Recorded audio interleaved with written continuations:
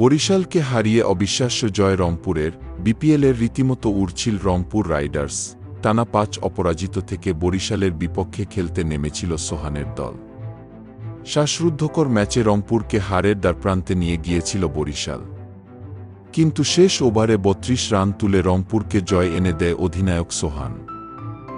বৃহস্পতিবার ৯ জানুয়ারি আগে ব্যাট করতে রংপুরকে ১৯৮ রানের লক্ষ্য দিয়েছিল বরিশাল। জবাব দিতে নেমে ৩ উইকেট হাতে থাকতেই জয় তুলে নেয় রংপুর। বড় লক্ষ্য করতে নেমে শুরুতেই হোঁচট খায় রংপুর। ৩ বলে ১ রানে করে সাজঘরে ফেরেন অ্যালেক্স হেলস। তবে সাইফ হাসানকে সঙ্গে নিয়ে রান তুলতে থাকেন তৌফিক খান। তবে ইনিংসও বড় করতে পারেনি কেউই। ১৯ বলে ২২ রান করে সাইফ এবং ২৮ বলে ৩৮ রানের ইনিংস খেলে আউট হন তৌফিক। এরপর রংপুরের শিবিরের হাল ধরেন দুই পাকিস্তানি ক্রিকেটার ইফতেখার আহমেদ ও খুশদিল শাহ। দুজনের ব্যাটে ভর করে ১০০ রানের কোটা পার করে। ১৮তম ওভারে মাত্র ৩ রান দিয়ে ইফতেখারকে আউট করে শাহিন আফ্রিদি। ৩৬ বলে ৪৮ রান করেন ইফতেখার। ১২ বলে রংপুরের লক্ষ্য দাঁড়ায় ৩৯ রান। ১৯তম ওভারের প্রথম ২ বলে ছক্কা হাঁকিয়ে খুশদিল শাহ আশা জাগালেও তৃতীয় বলে ক্যাচ আউট তিনি। ২৪ বলে ৪৮ রান করেন এই বাঁহাতি ব্যাটার।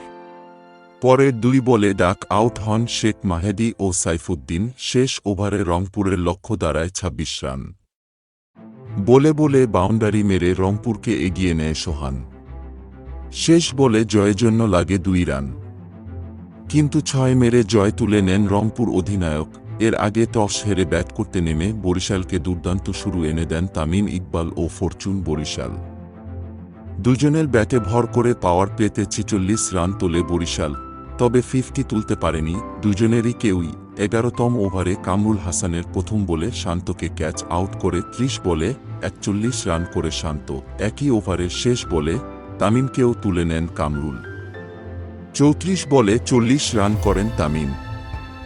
এরপর ব্যাট চালিয়ে দ্রুত রান তুলতে থাকেন তাওহিদ হৃদয় এবং কাইল মায়ার্স, তবে ইনিংস বড় করতে পারেনি হৃদয়। ১৮ বলে ২৩ রান করে আউট। এদিন ব্যাট হাতে আলো ছড়াতে পারেননি মাহমুদুল্লাহ। ২ বলে ৪ রান করে সাইফুদ্দিনের করা স্লো ডেলিভারিকে উড়িয়ে মারতে গিয়ে ক্যাচ হন তিনি। ষষ্ঠ উইকেটে পিচে এসেই বলে বাউন্ডারি মারতে থাকেন ফাহিম আশরাফ, তবে ৬ বলে ২০ রান করে রান আউট হন।